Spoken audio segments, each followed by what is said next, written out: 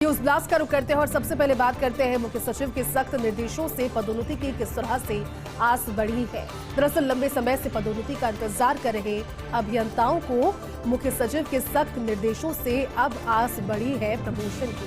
LSG सेवा के 200 से ज्यादा सहायक अभियंताओं को आस बंधी है।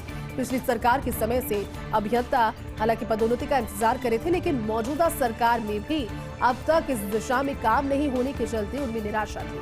स्वायत्त शासन विभाग के अधिकारी इस दिशा में काम नहीं कर रहे थे, इसकी शिकायत भी आ रही थी। लेकिन अब मुख्य सचिव सुधांशु पंत ने सभी विभागों को सख्त आदेश दिए हैं।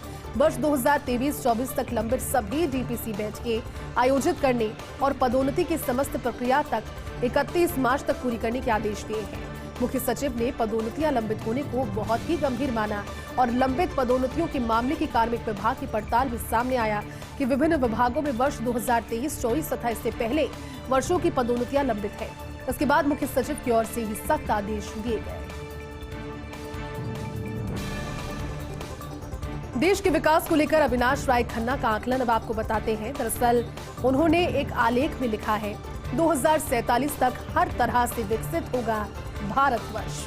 ये भी लिखा कि अब शिक्षा और पोषण पर मोदी सरकार का फोकस रहेगा, यानी कि जब आगे बढ़ने की बात होती है तो शिक्षा और पोषण ये दो फैक्टर्स मोदी सरकार फोकस में जब रखे जाएंगे। ऐसे में नागरिकों को स्वस्थ बनाना सरकार का मुख्य लक्ष्य है। इस आलेख में यानी कि इस दौरान उन्होंने ये भी लिखा, उन्होंने लिखा कि स्वास्थ्य के क्षेत्र में कुपोषण एक बड़ी चुनौती है।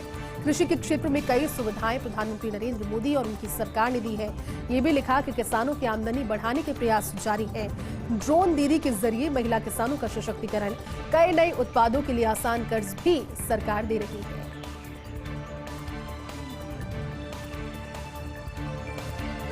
मेजर मिनरल लाइमस्टोन ब्लॉक्स की नीलामी में बड़ी सफलता हासिल हुई है।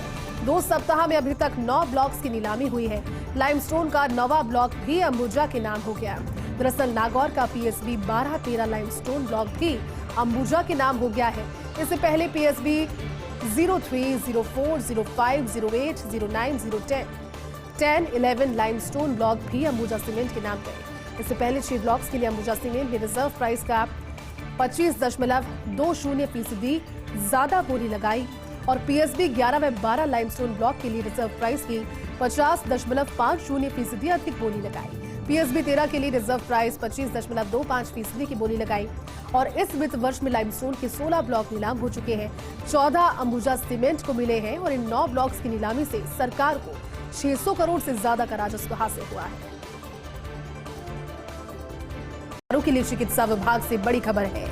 नर्सिंग एवं पैरामेडिकल भर्ती प्रक्रिया में ईसीजी कैडर की अंतिम चयन सूची जारी की गई है। चिकित्सा मंत्री गजेंद्र सिंह खिमसर की मंजूरी के बाद ये सूची जारी की गई।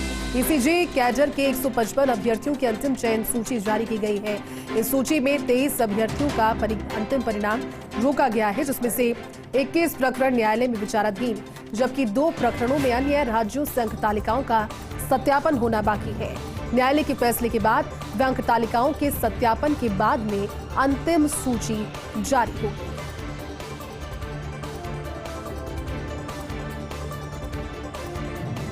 चलिए आगे बढ़ते हैं।